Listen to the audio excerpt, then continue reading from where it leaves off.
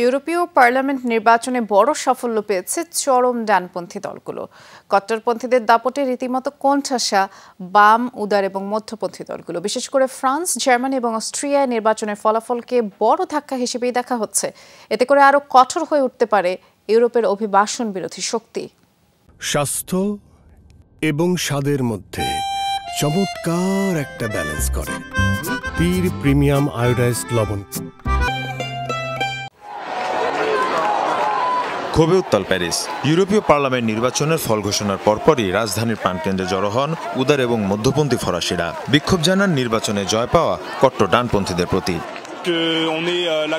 আমাদের মতো যারা অভিবাসীদের সন্তান আছে তারাই যোগ দিয়েছেন এই বিক্ষোভে। এই নির্বাচন আমাদের প্রতিনিধিত্ব করছে না। ফ্রান্স কিংবা ইউরোপের যে কোনো স্থানেই হোক না কেন, আমরা কট্টরদের বিরুদ্ধেই থাকব। ইউরোপে যা হচ্ছে তাতে আমরা শঙ্কিত। এই ফলাফলেই প্রমাণ হয়েছে যে পার্লামেন্ট নির্বাচনে তরুণদের পক্ষ থেকে কোনো প্রতিনিধিত্ব নেই।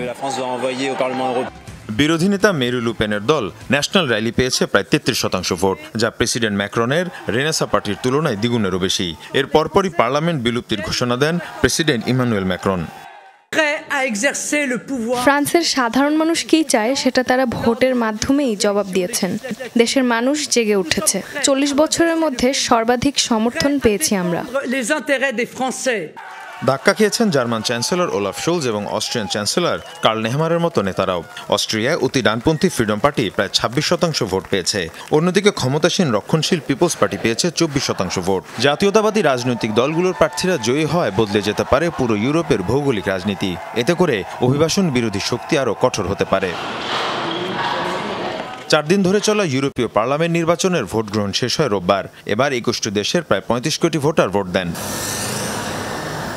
মীর মুশফিকা হাসান, যমুনা নিউজ।